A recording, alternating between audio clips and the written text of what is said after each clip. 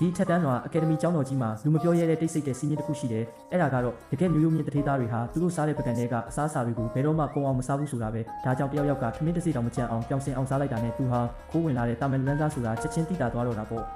ဒါဟာမိသားစုကြီးလေးစုရဲ့အမွေဆက်ခံသူတွေဖန်တီးထားတဲ့မင်းမျိုးမင်းနွယ်ဂိမ်းတစ်ခုပဲ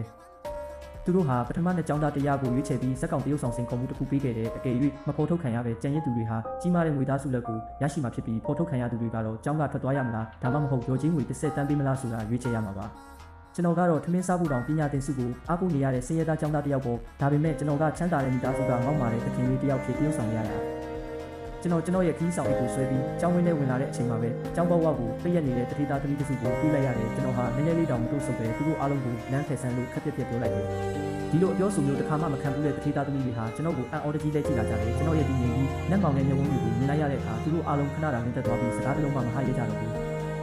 ကျွန်တော်ရဲ့အကြည့်တွေကလော်ကီအမြင့်ကြီးတွေပြင်းစင်နေပြီးမြင့်မြတ်တဲ့ပြင်းတစ်ပါးလိုမောက်မာဝင်သွားနေတာကြောင့်သူတို့မျက်လုံးထဲမှာကျွန်တော်ဟာကိုယ့်ရဲ့စိတ်တွေကိုအထက်စီးကနေငုံကြည့်နေတဲ့ပုံစံမျိုးဖြစ်နေမှာပါသူတို့အားလုံးစိတ်ထဲမှာတစ်ခုပဲတွေးနေကြတယ်ဒီလူဟာတကယ်ကိုထူးခြားမြင့်မြတ်တဲ့မိသားစုကဆင်းသက်လာတဲ့တခင်လေးဖြစ်ရမယ်ဆိုတာပဲအရှိန်အဝါကြီးမားတဲ့တခင်လေးတစ်ယောက်နဲ့ရင်ဆိုင်လိုက်ရတာကြောင့်သူတို့ဟာအလိုလျောက်လမ်းဖယ်ပေးလိုက်ကြတယ်ဒါပေမဲ့မမျှော်လင့်ပဲကျွန်တော်ကရှောက်မသွားသေးပဲလူငယ်တစ်ယောက်ကိုလက်ညှိုးထိုးပြီးအမိတ်ပေးလိုက်တယ်မင်းကအိတ်ကိုတဲခဲ့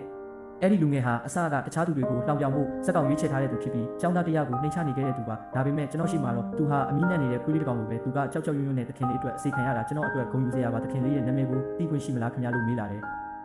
ကျွန်တော်ကမျက်မှောင်ကျုပ်လိုက်တဲ့အခါလူတိုင်းတန်တရားဝင်သွားကြတယ်လူသိများတဲ့ထိပ်တန်းကုမ္ပဏီကြီးတွေထဲမှာဝက်ခင်ဝါချင်းဆိုတဲ့မျိုးရိုးအမည်နဲ့ဘယ်သူမှမရှိဘူးလေမိသားစုကြီးလေးစုကတခင်လေးတွေကဒီဂိမ်းကိုကိုခက်ခဲအောင်လို့တကယ်အထက်တန်းတော်အချို့ကိုတာမန်လူတွေဖြစ်ဟန်ဆောင်ခိုင်းထားတာလားလို့သူတို့တွေးမိသွားကြတယ်သူတို့အားလုံးချက်ချင်းပဲနားလည်လိုက်ကြတယ်ဒီလူဟာဂိမ်းကိုပို့ပြီးစိန်ခေါ်မှုဖြစ်အောင်တာမန်လူလိုဟန်ဆောင်ထားတဲ့အထက်တန်းတော်တခင်လေးတယောက်ပဲဖြစ်ရမယ်